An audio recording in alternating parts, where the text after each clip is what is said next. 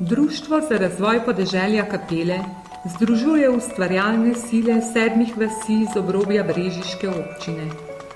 Ta košček sveta je v premenah časa utrpel veliko izgubo delovnih mest. Mladi, ki so dokončali šolanje, so odšli, doma so ostali le ljudje brez poklicev. Rešitev je bila na dlani, le nekoga, ki bi naredil prvi korak, je bilo še treba. Ustanovili so društvo, namenjeno razvoju turizma, malega gospodarstva in podjetništva v kmetijstvu.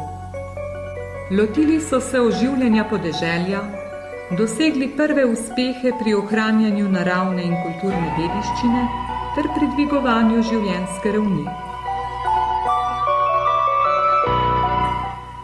Pomembno je bilo spoznanje, da lahko okoliščine, v katerih živijo, obrnejo sebi v prid. Vendar pa se je bilo treba najprej učiti.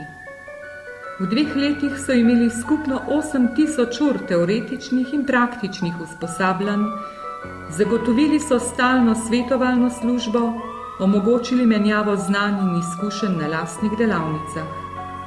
Prirejajo razstave, etnografske in kulturne prireditve, tekmovanja in raziskovalne tabore. Na lastni stojnici se uči trženja domačih izdelkov. Za njihovo kakovost so prejeli že 8 priznanj.